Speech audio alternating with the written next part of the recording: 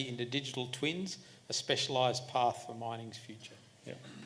I think we've seen a glimpse of digital twins this morning, like HasView presentation. There was a tool of a part of a digital twin. And we also seen the BHP presentation where insights looking at the data together was an example for digital twin. So I think we're all quite familiar with what it is. But in this presentation, we'll also touch base on how generative AI actually interacts with these digital twins. And I guess the imperative here is obviously safety, right? So we probably see a lot of these digital twins being generated for production reasons, but not a lot of safety, I guess, driven twins exist out there and purpose-built. So obviously, high reliability organization ambition is a goal that we're always trying to achieve. But when we actually do the audits, we find it's extremely hard, heavy work to be able to achieve those goals, right? And AI comes here to actually take some of, or most of that admin work to actually get you closer to becoming a high reliability organization. What is a safety twin? So obviously we shouldn't limit ourselves to just the digital, the 3D twins. So when you just say digital twin, it refers to modeling a certain work as a virtual replica. So you would have 3D models.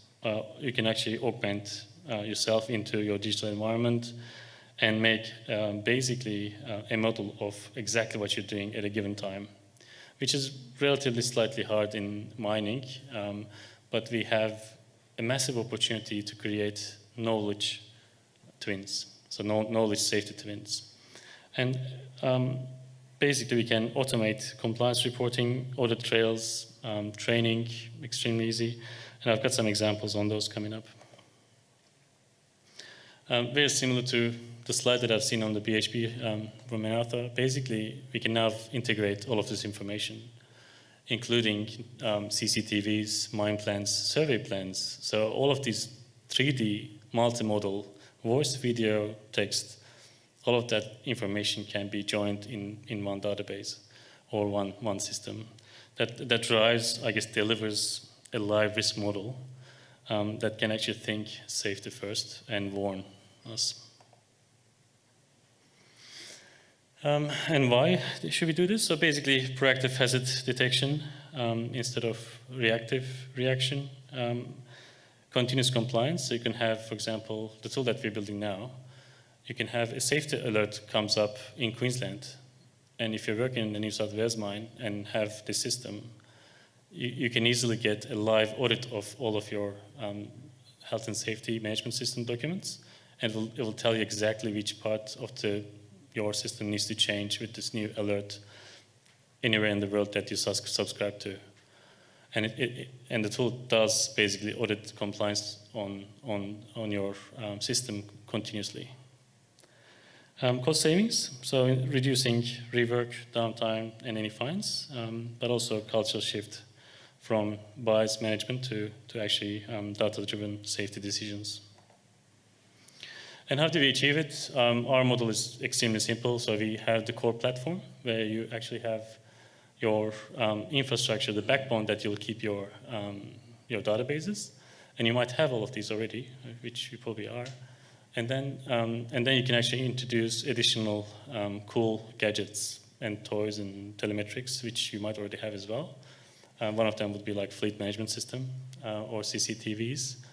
And training data libraries that you have. And then you have your AI agents and services. So you would have Incident AI, Field Leadership AI, SHMS AI that we're building to actually run for you to do work. But then also basically the last layer is actually visualization and bringing all of this together into heat maps for humans to understand and digest and take action and audit. Love to talk to you more about generative AI because that's probably the new technology compared to digital twins. Digital twins have been there for a long time. So we can generate compliance audits extremely quickly if you have connection to your event database and document database library, you can create a JSA from past learnings incredibly rapidly with a photo of the work area. It can basically search all of your past incidents, all the hazard databases, and gives you the draft risk assessment that you can take and edit and sign off. But then also using CCTV cameras, if you've done the change management correctly, you can actually monitor that work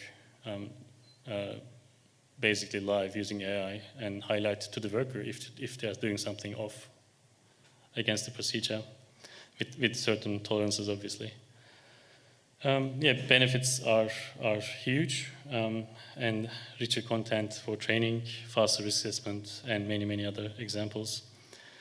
I was searching for a real-world example. So this technology exists, right? Especially the knowledge twins are now becoming basically the fundamental tool that most large companies use outside of mining. For example, the Lily at McKinsey is a knowledge database or twin that has 100 years of McKinsey information loaded up to it. So as you know, when you hire a consultant, most of their work is to create you nice presentations that changes your mind to do what you have to do or what you could have actually decided to do anyway. But I think the opportunity they found is they can actually ask 100 years of work to find out what's actually best practice to do on a certain specific problem, and the rate that they can produce these slides and work and also the quality has also improved by 20%, they claim. But what we are building is very similar in safety. So you can actually have this massive knowledge base, and you don't have to worry about knowledge loss across the industry as people get older and leave business. So it's an important solution that we all in this room can contribute while we can in the industry and actually set it up right for the future of mining. Before playing the video, these are the examples for variables and real-time tracking. So you could have like watches that can track where you are, obviously. I am about to enter a primary standoff under a high wall. All right, so the last example I think is probably important to jump to is you can actually, we are developing a generative AI-enabled earplug, so safety earplug. They can actually provide AI assistance to every worker on site procedures and knowledge. A good example we can probably play now. I am about to enter a primary standoff under a high wall. What do I need to do to comply with the site rules? It's night shift. According to the Working Near Crests and Slopes procedure, entering a primary standoff at night requires a JSA with OCE involvement to assess risks and controls. Also, your advanced geotechnical training has lapsed. Please complete it before contacting the OCE. Do you want me to go through the training module now? So I'm not sure if you've realized how many databases the AI actually jumped through to give an answer. So it looked at actually, it understood the task and then matched the procedure name. And then it also knew what the worker was, what the time of the day was, and then looked at the procedure, what the worker needs to do, and then realized the worker didn't have the training, basically, lapsed. So he had to go through the training again and basically suggested that we can now go through the training, like exactly where you are in the pit. Let's go through it and you'll give me the right answers and I'll check if you know the SOP or not. So this tool, this technology is available now. I'm not sure. I hope you guys are interested and excited about it. Yeah, some fancy, I guess, outputs about knowledge transfer and training. You can cover basically 100% of known scenarios because you have them in the database. 30% faster proficiency we found, but also you can include VR AI as well in your safety twins. You can actually wear glasses now that we're working on during an emergency management, so you don't have to touch anything in regards to paper or computer, you can actually manage the whole emergency while talking and engaging, and the system takes notes for you and manages the emergency together. So yeah, massive amount of opportunity for us to work on these projects together. Video analytics is a big one as well. One of the key, I guess, projects we're looking at, especially in Queensland, has been a focus to look at no-go zones in crane, working around the cranes. So we can now basically produce, deploy these computers like this big that can actually run a full massive large language model.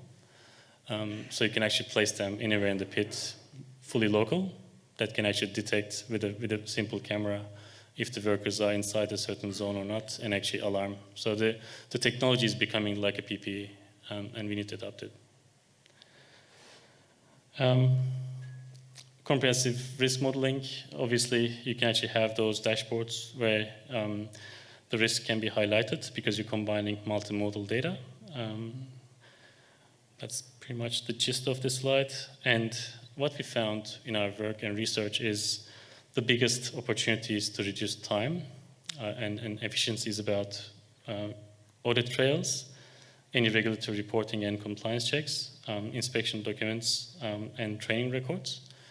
Using these tools, we can actually even increase span of control for supervisors because they don't have to leave their workers and do all other reporting as on the go, as an example. Yeah, implementation is obviously depends on the level of uptake. So if you like to go full on everything digital and fully digital twin, it will take longer. But what we suggest is start small. So basically have a pilot phase, 3 months, select 1 or 2 areas and focus and get that done. But obviously choose a company to do it with where they have the fundamentals and capability to build across to other aspects of safety management, so you don't just get stuck in just one tool.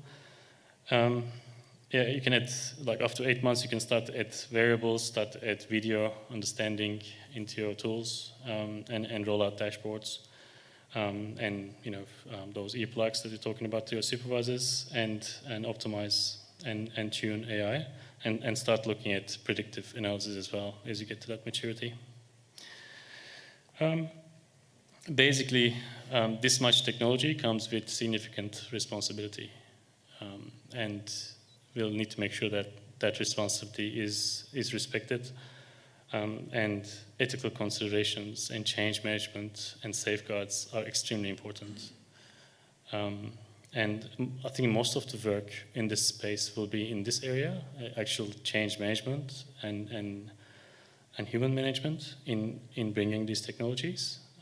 The technology itself, it's there, available, ready to go. Yeah, so that's why we focus on worker privacy, consent, anonymizing personal data, implementing mechanisms for non-critical monitoring, hold transparent briefings on the usage, data governance. It's a full cultural shift to establish this. Yeah, some notes about change management and adoption. So early engagement is important. As soon as you have an AI vision for mine management in regards to safety, that's the time. It's actually important to start consulting with your vision, with your workers, and doing small demonstrations with them to understand the benefits. Previous presentations were talking about actually showing the benefits. Benefits are incredible. Moreover, basically role-based training, so different level workers on the mine site will need different training, feedback loops, and also having basically like an AI safety health representatives is probably a vision that we're thinking to be able to enable this technology adopted safely. Yeah, obviously in any of the projects you delve into about this topic, you need to make sure there's a clear success measurement and also rate of return investment, and we can provide consulting and management on that as well. All right, takeaways. Yeah, so safety first digital twin is a a transformative technology into foresight, creating data, turning data into foresight. You can combine multiple modalities of data and easily come up with a holistic safety knowledge and brain that can reason. Digital solutions deliver continuous automated risk management, and ethical considerations and guardrails needs to be built into the design.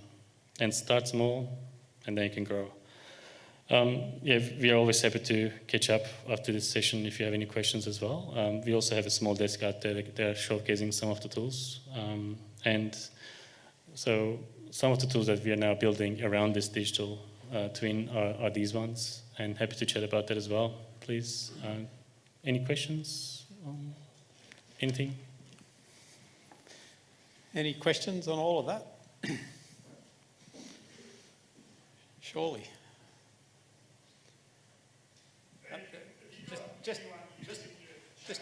Just hang on a sec so the people on Zoom can hear you. Thanks.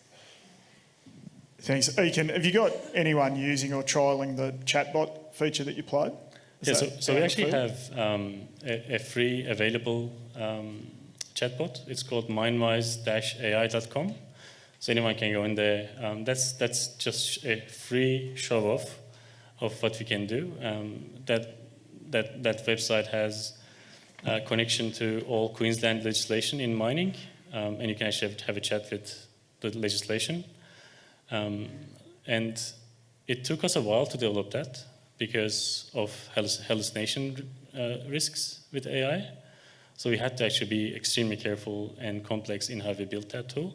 Although it looks like a really simple thing to chat now, basically if you ask something that's not in the Act, it will tell you this doesn't exist in the Act or regulations or standards. But yeah, that's our mini showcase. But the other ones, we actually engage with people on trials and development together. Any other questions? I found that really fascinating. The little phrase that caught my attention was using a digital twin almost as a PPE. Fascinating, you know, and you just think about that. You said the technology's there, you know, the computing power's there, but I think we're probably just scratching the surface with some of this stuff. It's a bit like, you know, remote controls and stuff many years ago. You scratch the surface and, you know, away it goes, and I think the same will happen with this type of stuff. So absolutely fascinating. The comment when you started about coming into the airport, what I thought you were going to say was there was a terrible tragedy at Newcastle Airport yesterday. Oh, was it? Yeah, a worker was killed. And I don't know the circumstances apart from the very brief media reports. It sounds like some sort of containers come over and hit this gentleman. But it just reminds you and sort of triggers you about how quickly accidents happen. You talk about privacy issues and things like that when you have to introduce something like this. And I think any of us that have been through those types of tragedies, you quickly need to push through some of those issues if it means people going home safely. So I can only commend the work you're doing and some of this stuff.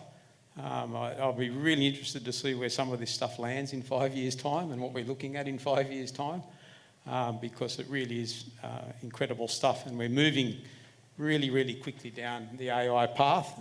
Some people feel threatened by it, other people embrace it, and I think like all things in life, there's good and evil in everything, but probably at the end of the day, the good things are going to outweigh any of those, you know, undesirable outcomes. So thank you very much. I appreciate it. Thank you. Yeah.